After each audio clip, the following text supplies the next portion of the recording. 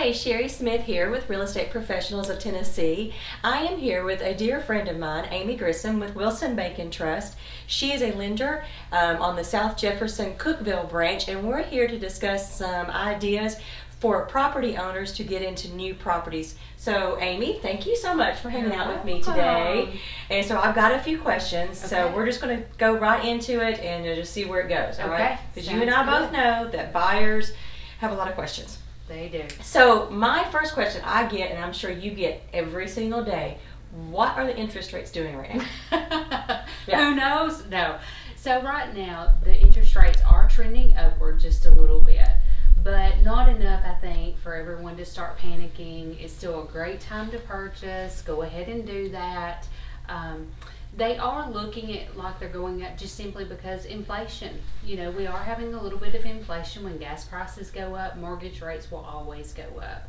Nothing scary right now. The 30-year is still at a great rate. We're still in those low threes, you know, high twos. So still a great time to purchase. So if I am a new buyer, first-time home buyer, and we both deal with them every single day, and I'm like, I'm going to wait until the market, maybe there's going to be more houses on the market in 22, so I'm not going to buy anything right now.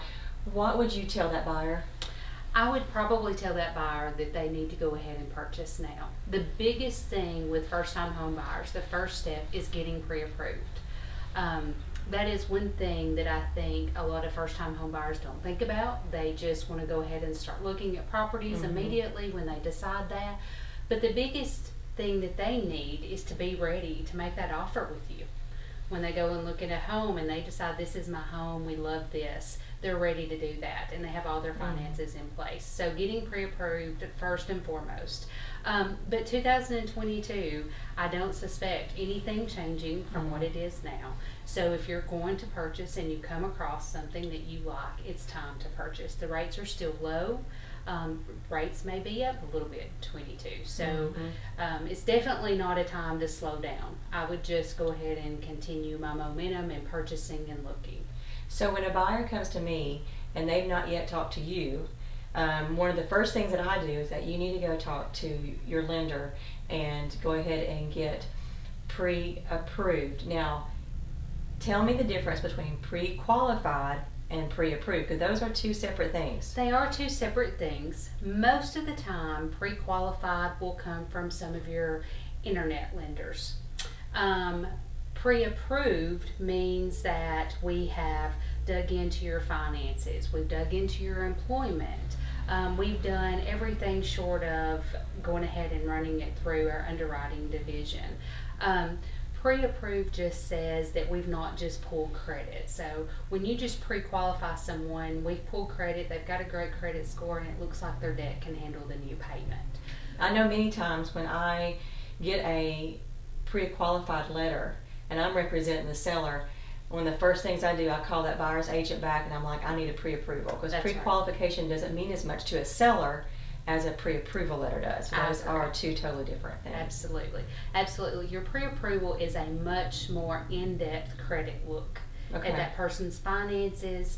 We've looked at finances. We've looked at bank statements, pay stubs. You know, there's so many different ways that people get paid now, from commission and bonuses. And while those things are great, not all of that income is usable income. So you want to make sure a lender has pre-approved your buyer, not just a pre-qualify. Gotcha. Now I've got one more question. This comes up from time to time, is that you have grandparents and parents that want to bless their grandchildren or their children and help them with their down payment or help them buy a house. And I know this comes up with you and I both. So what would you tell a buyer who parents or grandparents wants to help them with their down payment or help them with the purchase of their home? What do they need to do with that money before they come to you? So if they want to give them this money, they need to wait until the lender has pulled and done everything, because there are certain ways that you need to do a gift. If you're going to give them a check, or if you're going to give them cash, or if you're writing it out to both borrowers or just one borrower. So I always suggest that's a great thing. Have that on the back burner. But make sure you talk to your lender and ask them, what is the procedure that you would like to see this gift fund go into my account so that we can document it appropriately. Right. Make sure you tell your lender. Make sure you tell your lender. Yes, make sure you tell your lender where your down payment is coming from. Right. We don't like undocumented money in a bank account.